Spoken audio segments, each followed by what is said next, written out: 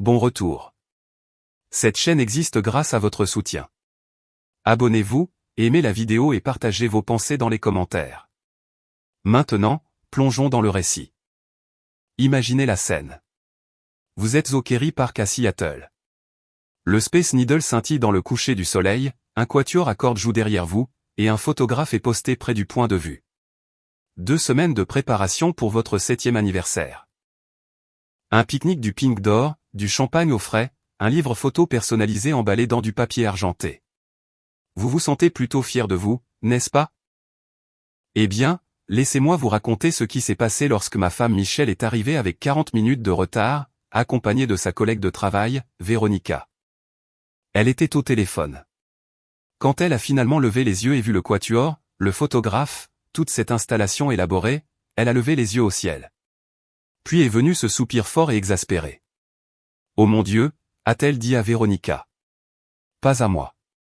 Pas encore ça. » Je m'étais versé un verre en attendant, espérant calmer mes nerfs. Maintenant, je me tenais là, tenant ma flûte de champagne, regardant son visage se crisper dans un mélange d'embarras et de colère. Michelle m'a regardé droit dans les yeux. « Arrête d'essayer », a-t-elle dit assez fort pour que le couple près de la balustrade se retourne. C'est pathétique. As-tu la moindre idée à quel point c'est épuisant? Véronica s'est sentie mal à l'aise, mais Michel lui a attrapé le bras. Non, reste. Peut-être que tu pourras lui expliquer que les couples normaux ne font pas constamment ces trucs désespérés. Elle a fait un geste vers l'installation. C'est humiliant. Le photographe a baissé son appareil. Le violon du quatuor s'est éteint dans le silence. Tu as absolument raison, ai-je dit, ma voix calme. Je vais arrêter. La confusion sur son visage en valait presque la peine. J'ai payé le photographe le double et je l'ai remercié, j'ai généreusement donné un pourboire au quatuor. Pendant tout ce temps, Michel se tenait là, bouche bée, Véronica ayant l'air de vouloir disparaître sous terre. J'ai remballé le pique-nique, plié la couverture, glissé le livre photo non ouvert sous mon bras. Pendant tout ce temps, Michel observait. « Qu'est-ce que tu fais ?» a-t-elle finalement demandé. « J'arrête. Tu viens de m'apprendre quelque chose de précieux. Le romantisme est pathétique quand il est à sens unique. Alors, j'ai fini d'être pathétique. Brian, nous avons des réservations pour le dîner. Annule-les. Tu pourras leur expliquer que j'étais encore en train d'être pathétique. Je rentre à la maison. Je me suis dirigé vers le parking sans me retourner. Le trajet de retour fut silencieux. Pas de radio, pas d'appel téléphonique, juste moi et la prise de conscience que je m'étais produit pour un public qui ne regardait pas. 7 ans de déjeuner surprise, de week-ends improvisés, à me souvenir de chaque détail qu'elle mentionnait. 7 ans à essayer de mériter quelque chose qu'elle n'allait jamais donner. À la maison, j'ai décroché les photos encadrées de nos voyages et je les ai rangées dans le placard. J'ai retrouvé tous ces post-it que j'avais laissés dans la maison. Tu es incroyable, sur son miroir. Je pense à toi, sur la machine à café. Je les ai jetés, j'ai supprimé les rappels de calendrier pour sa commande de café préférée, les livraisons de déjeuner, les commandes de fleurs, chaque geste automatique, chaque tentative pathétique. Quand Michel est rentré 2 heures plus tard, l'atmosphère de la maison avait changé. « Écoute », a-t-elle commencé, posant son sac à main sur le comptoir. J'étais stressé par le travail. Cette réunion avec le client s'est mal passée, et je t'ai très bien entendu, les jeux interrompus, sans lever les yeux du livre que je lisais. Message reçu. Plus de comportement pathétique. Tu dramatises. Je suis pratique. Tu as identifié un problème dans notre mariage. Je suis en train de le résoudre. Elle m'a fixé pendant un long moment. Attendant probablement le schéma habituel. Celui où je m'excuserais de l'avoir mise mal à l'aise. Où je promettrais de me calmer, ou, d'une manière ou d'une autre, je ferai de ces sentiments ma responsabilité à réparer. Cette version de moi avait disparu. Très bien, a-t-elle dit finalement. Peut-être que nous devons tous les deux être plus réalistes sur ce qu'est réellement le mariage. Ces mots allaient revenir la hanter plus tôt qu'elle ne le pensait. Le lendemain matin, c'était samedi. Pendant 7 ans, j'apportais à Michel le café au lit. Chaque week-end, sans exception, sa commande spécifique, un latte au lait d'avoine avec une pincée de cannelle, fait avec notre machine à expresso hors de prix. J'avais perfectionné le ratio de mousse, mémorisé la température exacte qu'elle préférait. Ce samedi-là, je me suis préparé une simple tasse de café filtre et je me suis assis à la table de la cuisine pour lire les nouvelles sur ma tablette. Quand Michel est descendu à 9h30, les cheveux encore en désordre du sommeil, elle s'est arrêtée dans l'embrasure de la porte, m'a regardé, a regardé ma seule tasse de café, puis m'a regardé à nouveau. Le café est dans la cafetière, ai-je dit sans lever les yeux. Le lait d'avoine est dans le frigo. Je pouvais la sentir me fixer, attendant que je bondisse, que je m'excuse pour cet oubli, que je me précipite pour lui préparer sa commande habituelle. Comme je ne fis rien de tout cela, elle a soufflé et s'est fait son propre café avec la machine à expresso.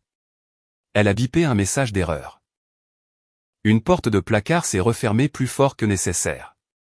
Elle s'est assise en face de moi avec sa tasse, et je pouvais presque entendre son cerveau travailler, essayant de déterminer si c'était une punition ou quelque chose de permanent. Ce n'était ni l'un ni l'autre. C'était de la clarté. Alors, tu vas vraiment faire ça, a-t-elle dit. Faire quoi? Ça.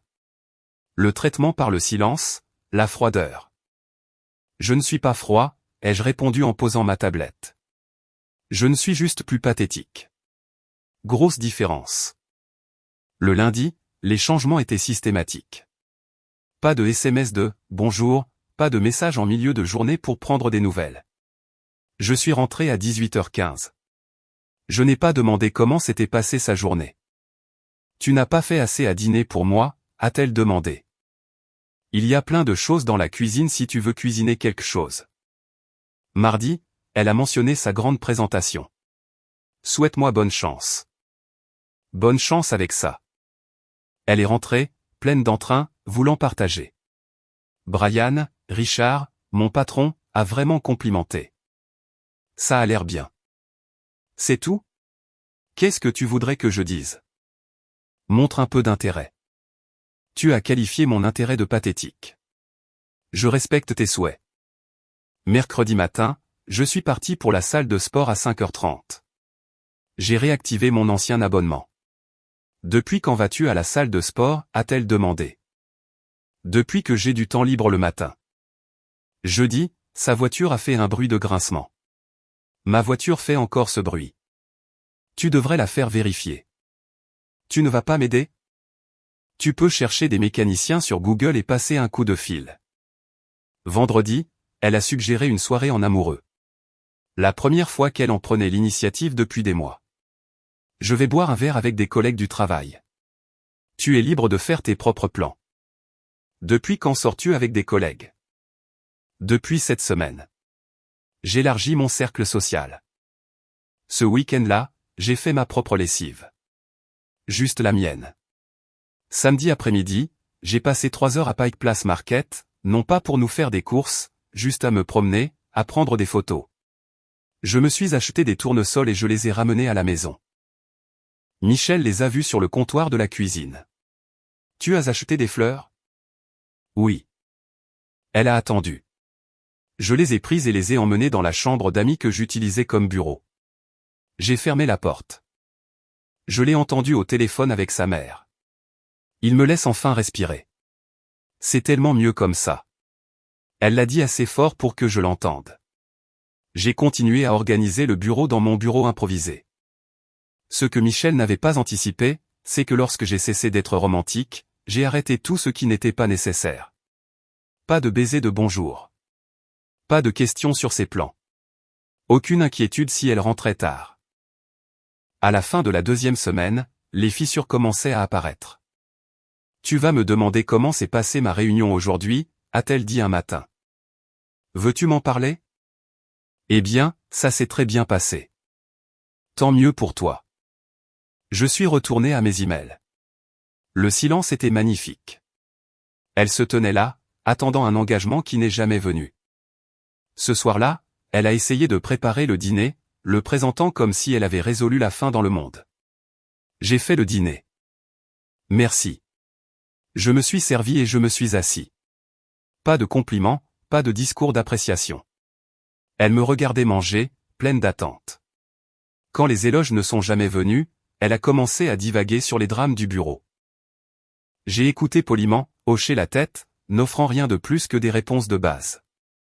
Tu es bizarre, a-t-elle dit. Comment ça? Tu es différent, distant. Je suis exactement ce que tu as demandé. Ni pathétique, ni en train d'en faire trop. Elle n'a pas aimé cette réponse. Le samedi suivant, elle a annoncé qu'elle allait faire du shopping avec des amis. Amuse-toi bien, ai-je dit. Elle a hésité près de la porte, attendant clairement plus d'engagement.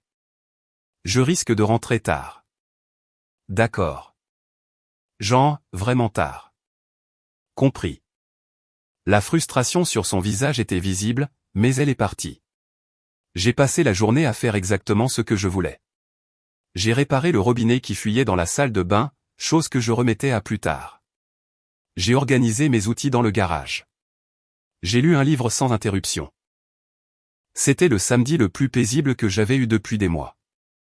Quand Michel est rentré ce soir-là, chargé de sacs de shopping, elle semblait presque déçue que son absence ne m'ait pas manqué. Elle a commencé à me montrer tout ce qu'elle avait acheté, espérant clairement mes réponses intéressées habituelles.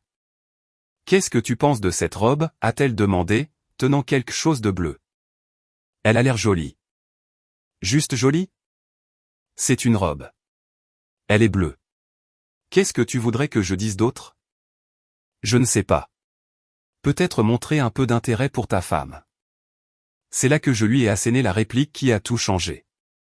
J'ai montré de l'intérêt pendant 7 ans. Tu as appelé ça pathétique. Alors maintenant, tu as cette version. Félicitations. Les sacs de shopping sont tombés par terre. Elle me fixait comme si je venais de parler une langue étrangère. Ce n'était pas le mari qu'elle connaissait. Celui qui buvait ses paroles et célébrait chaque petite chose qu'elle faisait. J'avais une mauvaise journée quand j'ai dit ça, a-t-elle tenté. Peut-être. Mais tu l'as dit devant ta collègue, ce qui signifie que tu le pensais depuis un moment. Les mauvais jours ne créent pas de nouvelles opinions, Michel. Ils nous rendent simplement honnêtes sur celles que nous avons déjà. Elle n'a pas eu de répartie à cela. Pour la première fois de notre mariage, je l'avais laissée sans voix. Cette nuit-là, elle a essayé d'initier une intimité physique, pensant probablement que cela réinitialiserait notre dynamique. Je n'ai pas refusé, mais il n'y avait aucune connexion émotionnelle, juste une participation mécanique. Elle a obtenu ce qu'elle demandait techniquement, mais ce n'était clairement pas ce qu'elle voulait vraiment. Après, couchée dans le noir, elle a demandé « Qu'est-ce qui nous est arrivé ?» Tu as eu ton vœu exaucé. Plus de gestes romantiques pathétiques. Plus de tentatives désespérées pour te rendre heureuse. Juste 2 personnes qui partagent des charges. À la 3e semaine, Michel perdait complètement la tête. La femme qui avait déclaré avec confiance que mes efforts romantiques étaient pathétiques essayait maintenant désespérément d'obtenir n'importe quelle réaction émotionnelle de ma part. Elle a commencé par de petits tests. A mentionné comment son collègue masculin, Wesley, avait complimenté sa tenue. A parlé de comment son ex de l'université lui avait envoyé un message sur LinkedIn. A même évoqué à quel point le mari de son ami était attentionné par rapport à d'autres hommes. Chaque commentaire était un hameçon lancé, attendant que je montre de la jalousie, de l'inquiétude, n'importe quoi qui prouverait que je tenais encore assez à elle pour me battre. Ma réponse était la même à chaque fois. C'est intéressant. Puis je retournais à ce que je faisais. Le manque de réaction la rendait folle. Elle s'était tellement habituée à mon investissement émotionnel que mon indifférence lui donnait l'impression de vivre avec un étranger. Et à bien des égards, j'en devenais un. J'avais commencé un cours de photographie au Seattle Central College. Le samedi matin, de 8h à midi. Quelque chose que j'avais toujours voulu faire mais pour lequel je n'avais jamais eu le temps, trop occupé à planifier des brunchs élaborés que Michel tolérait. Quand je l'ai mentionné, sa réponse a été immédiate. Nous faisons toujours un brunch le samedi. Nous n'avons pas fait de brunch depuis 3 semaines, depuis que j'ai arrêté de le proposer. Maintenant, j'ai d'autres projets. Et qu'est-ce que je suis censé faire? Tout ce que tu veux. Tu es une adulte avec ton libre arbitre. L'expression sur son visage était fascinante, comme si elle venait de réaliser que sa marionnette préférée avait coupé ses propres ficelles. Le lundi, Michel a acheté une robe chère et l'a essayée dans le salon. Autrefois, j'aurais tout laissé tomber, lui aurais dit à quel point elle était magnifique, lui aurais demandé où elle voulait la porter, proposé de l'emmener dans un endroit spécial. Cette fois, j'ai levé les yeux de mon livre. Elle a l'air jolie. C'est tout. Juste jolie. C'est une jolie robe. Qu'est-ce que tu voudrais que je dise d'autre? Avant, tu te souciais de ce genre de choses. Avant, je pensais que mon opinion sur tes vêtements comptait pour toi. J'ai appris que ce n'était pas le cas. Mercredi soir, elle a envoyé un texto pour dire qu'elle rentrerait très tard. Vers avec des collègues. Elle est rentrée à 1h30 du matin. J'étais endormi. Elle a essayé de me réveiller. Tu ne veux pas savoir où j'étais? Tu as texté que tu étais avec des collègues. Bonne nuit. Je me suis retourné et je me suis rendormi. Je pouvais la sentir allongée là, éveillée à côté de moi, perturbée par mon manque de réaction. Vendredi, elle a mentionné nonchalamment, « Oh, tu savais que c'est l'anniversaire d'Hélène la semaine prochaine ?» Pause. En attente. Pendant 7 ans, j'avais tenu un calendrier détaillé des anniversaires de tous ses amis et membres de sa famille. Je lui rappelais des semaines à l'avance, suggérais des idées de cadeaux attentionnés, parfois même je commandais les cadeaux moi-même. Non, je ne savais pas, ai-je dit. Tu ne vas pas m'aider à trouver un cadeau? Je ne connais pas assez bien Hélène pour avoir une opinion sur ce qui lui plairait. Elle est partie en trombe dans la chambre et j'ai entendu la porte se fermer plus fort que nécessaire. Ce week-end-là, elle a tenté de forcer une conversation. Est-ce qu'on peut parler de ce qui se passe ici? De quoi voudrais-tu parler? De cette froideur, de cette distance. Je ne suis pas froid. Je ne suis juste plus pathétique. Si tu veux de la chaleur, tu devras la mériter de la même manière que j'ai essayé de mériter ton respect pendant 7 ans. C'est cruel. C'est honnête. Tu voulais de l'honnêteté, n'est-ce pas? Plus de gestes romantiques désespérés qui obscurcissent la vérité de ce qu'est réellement ce mariage. Je pouvais la voir lutter avec ça. L'homme qui mendiait son attention avait disparu, remplacé par quelqu'un qui n'avait pas besoin de sa validation pour se sentir complet. Le dimanche, j'ai mentionné que j'avais rejoint un groupe de randonnée. Il se réunit chaque week-end pour explorer les sentiers autour de Seattle. Depuis quand fais-tu de la randonnée, a-t-elle demandé. Depuis que j'ai du temps libre le dimanche. Avant, nous passions les week-ends ensemble. Nous passions les week-ends où je planifiais des activités que tu tolérais. Maintenant, tu peux planifier les tiennes. Au début du mois d'octobre, la panique de Michel s'intensifiait. Elle a accidentellement laissé son téléphone ouvert sur une conversation par texto avec Wesley, son collègue masculin. Les messages étaient aguicheurs, à la limite de l'inapproprié. Elle l'a laissé sur le comptoir de la cuisine où je le verrai certainement. Je l'ai vu, j'ai déplacé le téléphone vers le chargeur, et je n'ai rien dit.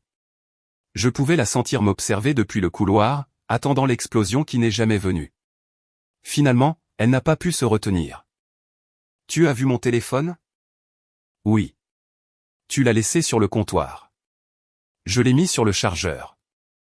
Tu l'as regardé? J'ai vu qu'il était déverrouillé. Tes affaires sont tes affaires.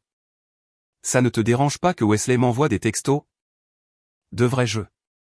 Sa frustration était palpable. Chaque test échouait. Chaque tactique de manipulation rebondissait sur moi comme la pluie sur un imperméable. Le mercredi, sa sœur Kim est arrivée de Spokane. Michel lui avait clairement demandé de venir, espérant probablement du renfort pour l'intervention qu'elle préparait. Kim m'a trouvé dans le garage en train d'organiser mes outils. Michel dit que vous traversez une période difficile. Nous ne traversons rien du tout. J'ai simplement ajusté mon comportement en fonction de ses retours. Elle est vraiment bouleversée. J'imagine que le changement est difficile quand on était à l'aise avec le déséquilibre. C'est un peu dur, tu ne crois pas? Est-ce dur d'arrêter de faire des choses que quelqu'un a qualifiées de pathétiques? Je pensais être respectueux de ses souhaits. Plus tard, je les ai entendus parler dans la cuisine. Elle ne chuchotait pas, c'est comme une personne complètement différente, disait Michel. À quoi t'attendais-tu, a répondu Kim. Tu l'as humilié en public. Je ne faisais que me plaindre. Il fait tout le temps ce genre de choses. Ces gestes grandioses. Quel genre de choses? Être gentil avec toi, planifier des activités, montrer qu'il se soucie de toi. C'était étouffant. Et maintenant tu étouffes de son absence. Peut-être que ça devrait te dire quelque chose. De quel côté es-tu? Je suis du côté de ceux qui ne détruisent pas leur mariage à cause de leur propre incapacité à apprécier ce qu'ils avaient. J'ai continué à organiser mes outils. Mais j'écoutais, et pour la première fois, je me sentais validé. Quelqu'un d'autre le voyait. Quelqu'un d'autre comprenait. Le vendredi soir, j'ai mentionné que j'allais à une exposition de photographie au Seattle Art Museum. Je n'ai pas invité Michel. Avant, ça aurait été automatique. Je viendrai avec toi, a-t-elle dit, si tu veux. Au musée, quelque chose a changé. J'étais sincèrement captivé par l'art, parlant de composition et de lumière avec la passion que je réservais habituellement à la planification de surprises pour elle. Elle m'observait comme si elle voyait un étranger. Tu aimes vraiment ça, a-t-elle dit doucement. Oui.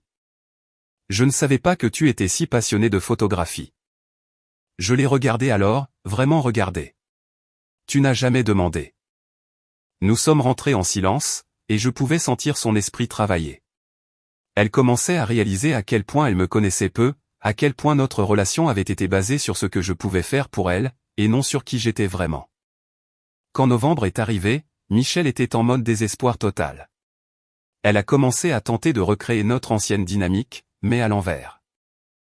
D'abord, elle a essayé de planifier un dîner surprise au Pink d'Or, a réservé la table de notre tout premier rendez-vous, Mia fait venir sous prétexte de la retrouver en ville après le travail. Quand je suis entré et que j'ai vu l'installation, j'ai tout de suite compris ce qu'elle faisait. Mais j'ai joué le jeu poliment, calmement. Tu te souviens de notre premier rendez-vous ici, a-t-elle demandé, la voix pleine d'espoir. Tu étais si nerveuse. Tu as renversé le verre de vin.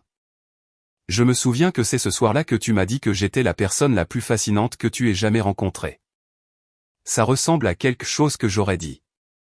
Elle a attendu que je développe le souvenir, que je partage cette nostalgie romantique. Tu l'aurais dit, a-t-elle finalement demandé.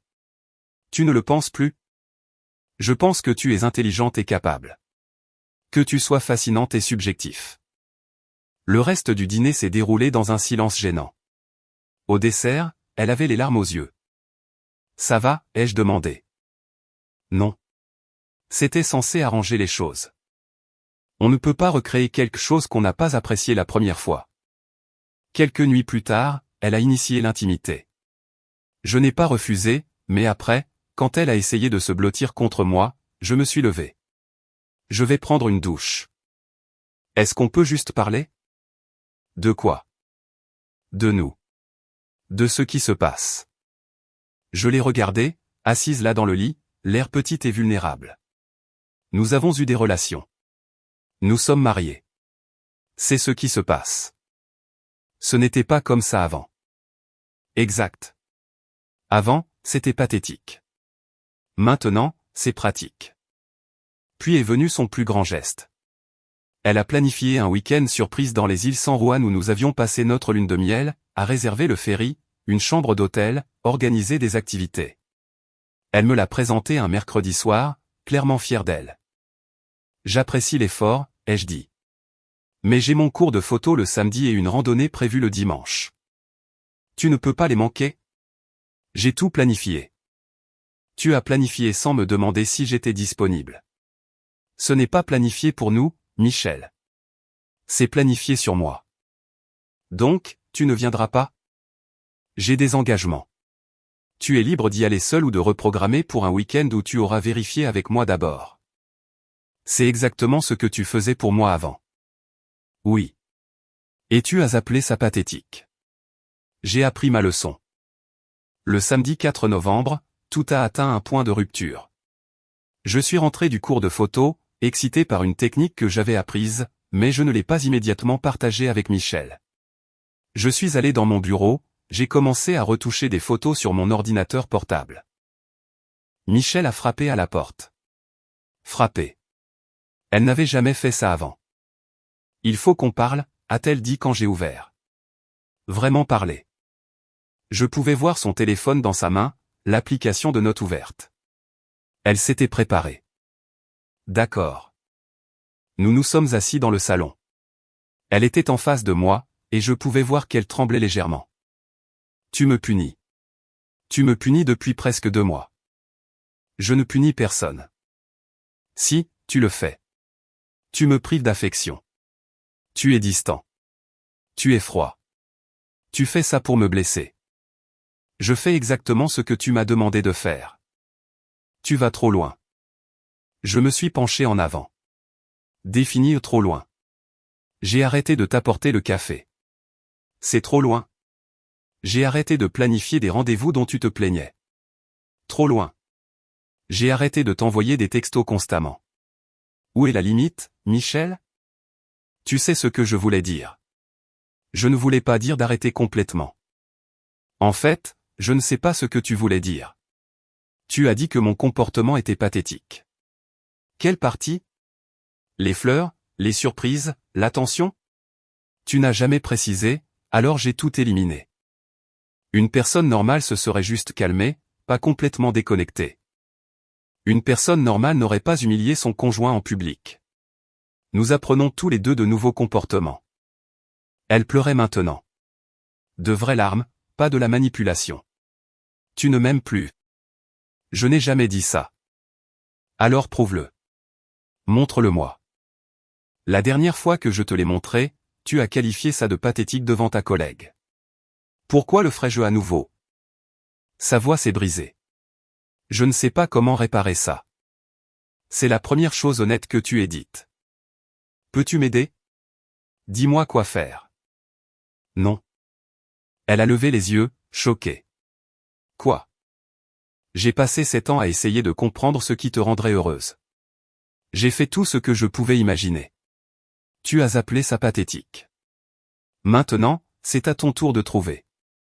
Mais je ne sais pas comment faire. Alors nous avons un problème. Elle sanglotait maintenant. Et une partie de moi, une petite partie, voulait la réconforter. Mais je suis resté où j'étais. Je voulais juste que tu te soucies de moi sans que ce soit si évident, a-t-elle dit à travers ses larmes, sans avoir autant besoin de moi. Voilà la vérité. Tu voulais que je t'aime en secret, ai-je dit lentement. Que j'ai besoin de toi en silence, que je te fasse sentir spécial sans exiger que tu rendes l'appareil. Ce n'est pas. C'est exactement ça.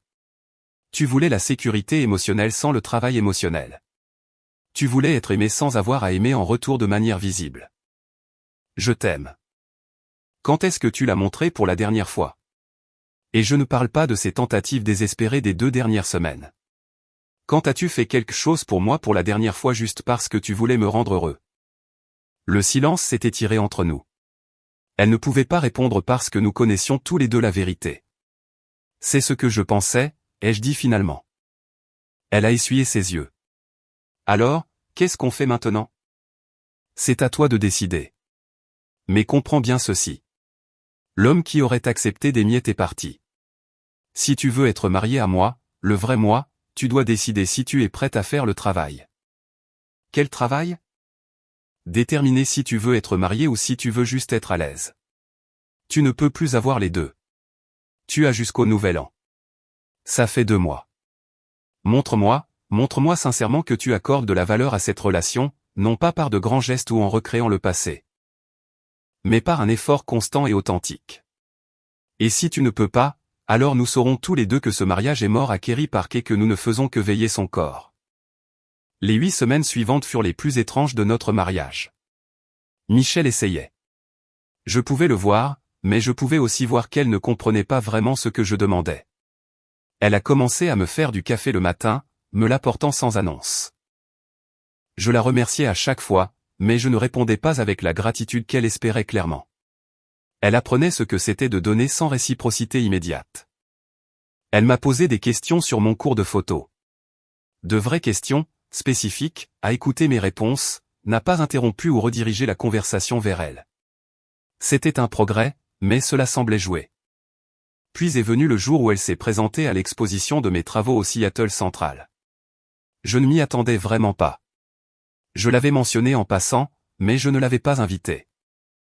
Elle est entrée dans la galerie, a regardé mes photos accrochées au mur des clichés en noir et blanc de l'architecture de Seattle, quelques portraits d'inconnus rencontrés lors de mes randonnées et j'ai vu quelque chose sur son visage que je n'avais pas vu depuis des années. De l'intérêt. Un intérêt réel. Je ne m'attendais pas à te voir ici, ai-je dit quand elle s'est approchée. Je voulais voir ce sur quoi tu as travaillé. Elle a rencontré mes camarades de classe, leur a parlé de photographie, s'est engagée sincèrement. Pendant un instant, j'ai senti une lueur de notre ancienne connexion, mais elle s'est rapidement estompée car je pouvais encore la voir m'observer, mesurer ma réaction, essayer de déterminer si elle en avait fait assez pour regagner mes bonnes grâces. Le dimanche suivant, elle a demandé à se joindre à mon groupe de randonnée. Nous faisions Rattlesnake Ledge, un sentier assez difficile près de North Bend. C'est un sentier difficile, l'ai-je prévenu. Je peux le faire. Elle avait acheté de vraies chaussures de randonnée. Était habillée de manière appropriée. La randonnée était clairement dure pour elle. Elle n'était pas en grande forme et la pente était raide, mais elle ne s'est pas plainte une seule fois. Quand elle a eu du mal dans les sections rocheuses, je l'ai aidée. Le premier contact physique en semaine qui semblait naturel. Au sommet, surplombant le lac Rattlesnake avec Seattle visible au loin, elle a sorti son téléphone et a pris une photo de moi. C'est pourquoi, ai-je demandé. Je veux me souvenir de toi comme ça. Heureux. Quelque chose s'est serré dans ma poitrine, mais je ne l'ai pas laissé paraître. La semaine de Thanksgiving, Michelle a suggéré de recevoir sa famille au lieu d'aller chez sa mère à Bellevue comme d'habitude. Elle a cuisiné avec mon aide, qu'elle a demandé au lieu de l'exiger ou de s'y attendre. Pendant le dîner, sa mère a fait un de ces commentaires désobligeants typiques à mon sujet. Quelque chose sur le fait que je grandissais enfin et que je n'étais plus aussi dépendant. L'ancienne Michelle aurait ri, en aurait rajouté. La nouvelle Michelle a dit, en fait, maman, Brian a été incroyablement patient avec moi, plus que je ne le méritais. La table est devenue silencieuse. Même son père a levé les yeux de son assiette. J'ai croisé son regard de l'autre côté de la table. Elle a soutenu mon regard. C'était vulnérable et honnête, et pour la première fois en des mois, j'ai vu un changement sincère. Mais était-ce suffisant? Le vendredi après Thanksgiving, au lieu d'aller faire du shopping, sa tradition habituelle du Black Friday, elle est restée à la maison, m'a posé des questions sur ma photographie. Veux-tu m'apprendre? Je veux comprendre ce que tu vois. Nous avons passé l'après-midi avec mon appareil photo. Elle n'était pas douée, mais elle a essayé. Vraiment essayé. A posé des questions sur la composition et la lumière, a pris des photos terribles et en a ri au lieu de s'énerver. Je lui ai montré comment cadrer une photo, me tenant derrière elle, ajustant ses mains sur l'appareil. C'était le genre de moment que nous avions autrefois, quand nous sortions ensemble, quand elle me regardait encore comme si j'étais quelqu'un qui méritait son attention. À la mi-décembre, les choses semblaient s'améliorer. Plus de conversation, un peu d'affection physique. La distance se réduisait. Michelle a commencé à se détendre. A commencé à sentir qu'elle me reconquérait. C'est là qu'elle a dérapé. J'ai mentionné que je pensais faire un voyage photo au parc national olympique juste après Noël. 3 jours en solo pour capturer la lumière d'hiver. Seul. Le mot est sorti, sec. Pendant les vacances? La lumière est censée être incroyable fin décembre. Mais c'est notre temps ensemble. Je l'ai regardé attentivement. Tu ne voulais pas de moi dans les parages, tu te souviens? Elle s'est reprise. J'ai vu la prise de conscience se faire sur son visage. Ce n'est pas. Je suis désolé. Vieilles habitudes. Mais le mal était fait. Cette seule réaction m'a dit tout ce que j'avais besoin de savoir. Plus tard ce jour-là, je suis rentré du travail plus tôt et je l'ai entendu au téléphone avec Véronica, la même amie qui avait été témoin du désastre de Kerry Park. J'ai tout fait correctement, disait Michelle. Toutes les choses qu'il veut, mais il prévoit toujours de partir pour Noël. Le fais-tu parce que tu le veux ou parce que tu veux le récupérer, a demandé Véronica. Quelle est la différence? Il y a eu une longue pause. Puis Véronica a dit, c'est ça le problème, Michel. Tu ne comprends toujours pas. Je suis resté dans le couloir, les clés encore à la main, et j'ai senti quelque chose se mettre en place en moi. Une décision que j'avais évitée a pris forme. Ce soir-là, je lui ai posé une question. Nous étions assis dans le salon, elle lisant un livre, moi retouchant des photos sur mon ordinateur. Si je recommençais à t'apporter le café tous les matins, finirais-tu par trouver ça pathétique à nouveau? Elle a levé les yeux, surprise. Non, je ne le ferai pas. Je le jure. Ne jure pas, réponds simplement honnêtement. Si nous revenions à la situation d'avant, l'apprécierais-tu, ou finirais-tu par le prendre pour acquis à nouveau? Je l'ai regardé se débattre, vouloir mentir, réaliser que mentir ne fonctionnerait plus. Je ne sais pas, a-t-elle murmuré. Merci d'être honnête. Elle a posé son livre. Je ne sais pas comment faire ça. Je ne sais pas comment aimer quelqu'un sans m'attendre à ce qu'il fasse tout le travail. C'était la chose la plus honnête qu'elle ait dite en 7 ans. C'est la chose la plus vraie que tu m'aies jamais dite, lui ai-je répondu. Je crois que je suis brisé. Tu n'es pas brisé. On ne t'a juste jamais appris que l'amour, c'est du travail. Tu as grandi en obtenant tout ce que tu voulais. Ton père t'a gâté. Tes petits amis t'ont couru après. Je t'ai vénéré. Tu n'as jamais eu à essayer. Est-ce trop tard? Je ne sais pas. La veille de Noël est arrivée. Nous avions atteint l'échéance, plus ou moins. Michel m'a offert un cadeau qui m'a surpris. C'était un album photo, mais pas de nous. De ma photographie. Elle avait pris mes meilleurs clichés du cours, les avait fait imprimer et relier par un professionnel. La couverture disait « À travers les yeux de Brian ». À l'intérieur, elle avait écrit « J'apprends à voir ce que tu vois. Merci d'être patient pendant que je découvre comment regarder. » J'ai senti quelque chose se fissurer dans ma poitrine. La première vraie brèche dans les murs que j'avais construits. C'est la première chose que tu m'offres qui ne vise pas à obtenir quelque chose en retour, ai-je dit doucement. Nous avons parlé cette nuit-là. Vraiment parlé. La conversation la plus honnête que nous ayons eue de tout notre mariage.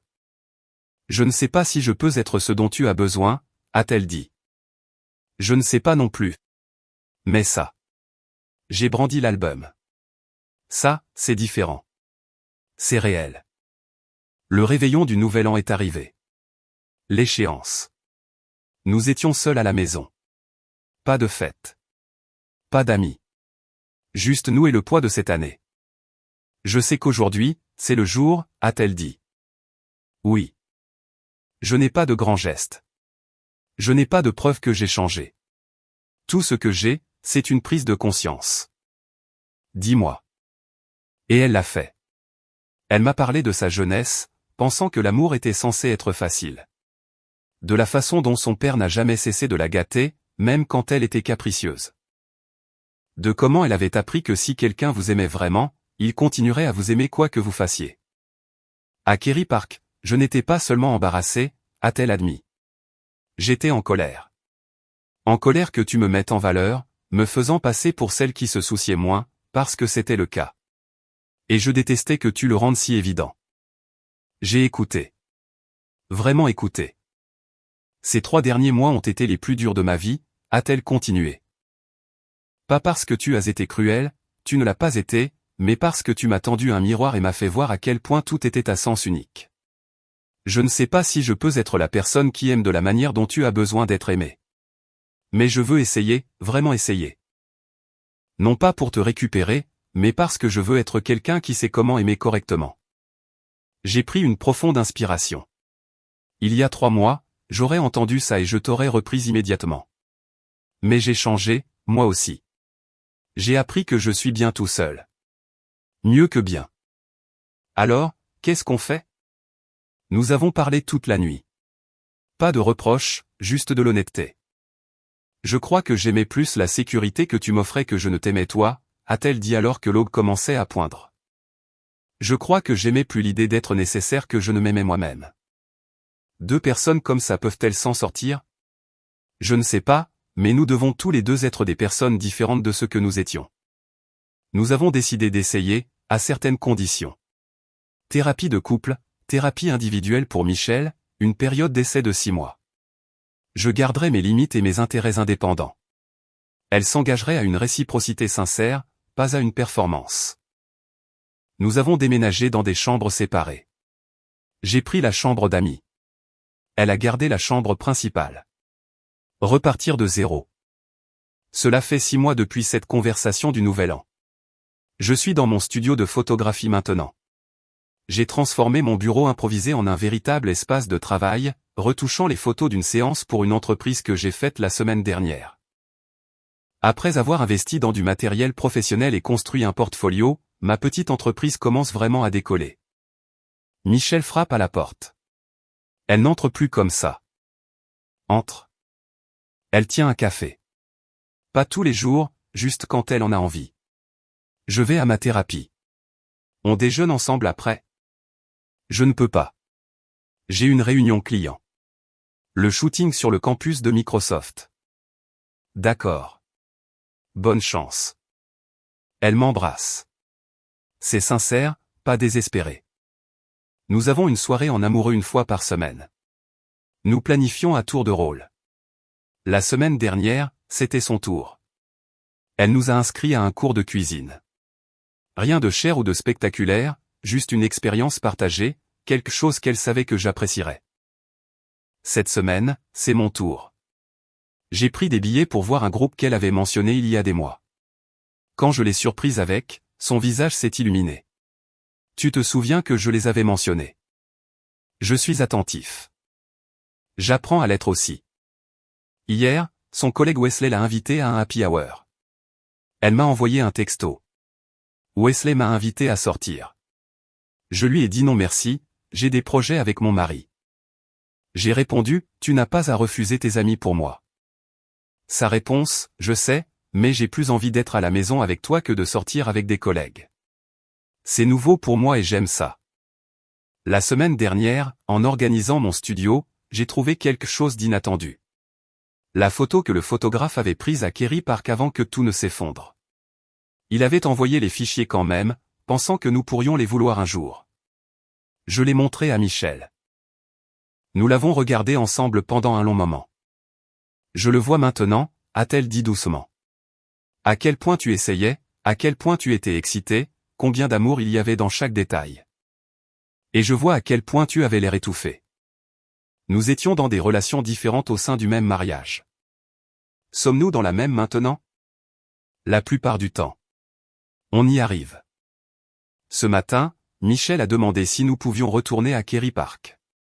C'est elle qui a tout organisé, a demandé ma permission d'abord, mais a gardé les choses simples.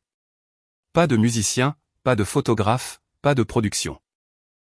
Juste nous, assis sur le banc où tout a changé, regardant le coucher de soleil peindre l'horizon de Seattle en orange et rose. Merci de ne pas m'avoir complètement abandonné, dit-elle. Merci d'avoir fait le travail. J'apprends encore. Moi aussi. Elle se penche contre moi. Je passe mon bras autour d'elle. C'est calme, simple, réel. C'est différent d'avant, dit-elle. Mieux? Différent. Honnête. Différent, ce qui est mieux. Je pense à tout le chemin que nous avons parcouru, au fait que nous ne sommes plus le couple que nous étions. Ce couple est mort à cet endroit précis il y a 9 mois, mais peut-être que c'était nécessaire. Elle apprend que l'amour est une action, pas seulement un sentiment. J'apprends que les limites ne sont pas des murs. Nous n'y arriverons peut-être pas. Les statistiques ne sont pas fameuses pour les couples qui ont été aussi brisés. Mais pour la première fois en 7 ans, nous essayons tous les deux. Pas seulement moi, nous deux. Et ces moments pathétiques que je pensais nous souder? Il s'avère qu'ils me retenaient prisonnier. Ce qui nous unit maintenant est quelque chose de plus fort. Le respect mutuel, l'effort sincère, la volonté de reconstruire sur les cendres. Certains diront que j'aurais dû la quitter. Peut-être ont-ils raison. Mais je ne suis pas tombé amoureux de qui elle était. Je suis tombé amoureux de qui je pensais qu'elle pouvait être. Elle est enfin en train de devenir cette personne. Et je deviens enfin quelqu'un qui n'a pas besoin qu'elle le soit. Il s'avère que c'est à ce moment-là que nous pouvons vraiment nous choisir. Le soleil plonge derrière les montagnes olympiques et la main de Michel trouve la mienne. Ni désespérée, ni dépendante, juste connectée. Même heure, la semaine prochaine, demande-t-elle. C'est un rendez-vous. Et pour la première fois en 7 ans, j'y crois vraiment. Chers auditeurs, c'est la fin de notre histoire. Si elle a résonné en vous, abonnez-vous pour soutenir la chaîne. À la prochaine fois.